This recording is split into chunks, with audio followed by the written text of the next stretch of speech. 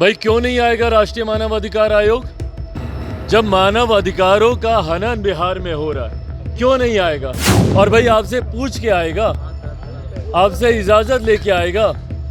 राष्ट्रीय आयोग है, उनके अपने अधिकार हैं। और अगर आपके पास कुछ छुपाने के लिए नहीं है तो आपको डरने की क्या बात है भैया? इतना हुआ क्यों मचाया जा रहा है? 2016 में अगर आपने मुआवजा दिया है तो आज आप मुआवजा क्यों नहीं देंगे? ये बिहारी ही हैं सबके सब, अपने ही प्रदेश के लोगों से इतनी नफरत। नमस्कार, आप देख रहे हैं लाइव सिटीज। मैं हूं आपके स्टार शिवम। इन दिनों बिहार में छपरा शराब कांड को लेकर जो सियासत है वो काफ़ी ज़्यादा तेज हो चुकी है। आपको बता दें कि बीजेपी लगातार सरकार से यह मांग कर रही है कि पीड़ित परिवार को मुआवजा मिलना ही चाहिए। इसी को लेकर जब आज हमने लोक जनशक्ति पार्टी रामविलास के राष्ट्रीय अध्यक्ष चिराग पासवान से बात की तो उन्होंने भी साफ तौर पे कह दिया है कि पीड़ित परिवार को तो बिहार सरकार को मुआवजा देना ही पड़ेगा। क्या कुछ कह रहे हैं चिराग पासवान, पहले आप वो सुने।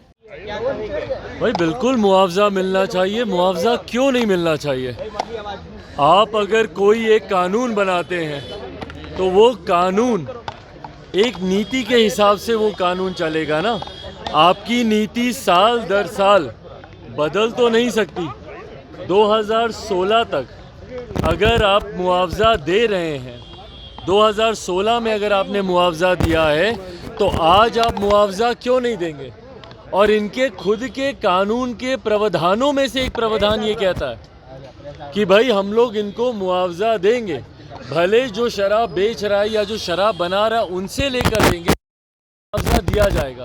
अब आप उनसे ले पा रहे हैं कि नहीं ले पा रहे हैं वो आपकी चिंता है, पर ये आपका एक प्रावधान है और इस प्रावधान के तहत 2016 में भी आप मुआवजा दे चुके हैं। तो आज भी पीड़ित परिवारों को मुआवजा मिलना चाहिए, ये उनका हक है, अधिकार है। मुख्यमंत्री बोलते हैं कि भैया मेरी कोई हमदर्दी नहीं। आपकी हमदर्दी जिसने पी संभवतः उससे नहीं होगी, पर उसके परिवार वालों का क्या दोष? 20 दिन की बच्ची थी उस दिन मेरी गोद में, उस 20 दिन की बच्ची का क्या दोष? 80 साल 85 साल की बुजुर्ग वृद्ध महिला वहाँ पर है जिसने अपना बेटा खोया, उस महिला का क्या कसूर? तो भाई क्यों आप मुआवजा नहीं देंगे? भाई बिहार के लोग हैं मुख्यमंत्री जी, ये बिहारी ही हैं सबके सब, अपने ही प्रदेश के लोगों से इतनी नफरत, अपने ही प्रदेश के लोगों से कि आप उनके मरने की कामना करते हैं। और जब वो मर जाते हैं तो उनके परिवार के आप आंसू तक पोंछना ज़रूरी नहीं समझते। अपने ही प्रदेश के लोगों से इतनी नफरत क्यों करते हैं मुख्यमंत्री जी? मेरी समझ के परे है। कह रहे हैं कि राष्ट्रीय मानवाधिकार आयोग क्यों आया? भाई क्यों नहीं आएगा राष्ट्रीय मानव अधिकार आयोग? जब मानव अधिकारों का हनन बिहार में हो रहा है, क्यों नहीं आएगा? और भाई आपसे पूछ के आएगा, आपसे इजाजत लेके आएगा। राष्ट्रीय आयोग है, उनके अपने अधिकार हैं, उनकी अपनी स्वतंत्रता है, उनकी अपनी विश्वसनीयता है। अगर इस बात के सवाल खड़े हो रहे हैं कि बिहार में आंकड़ों को दबाया जा रहा है, छुपाया जा रहा है, और जो कि हकीकत है, मैं खुद भाई छपरा गया हूँ, मसरक में गया हूँ, मैं खुद में जानता हूँ कि जो सरकारी आंकड़े जो दर्शाए जा रहे हैं उससे कई गुना ज़्यादा हत्याएं वहाँ पर हुई हैं।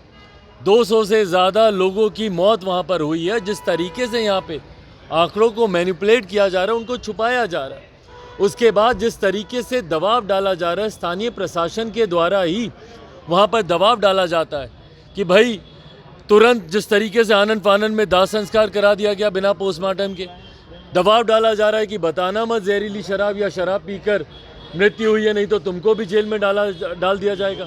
तो ये मानव अधिकारों का हनन ही है। और कोई ऐसा पहला राज्य तो बिहार में है नहीं कि भैया इस आयोग के सदस्य जांच के लिए आए हों।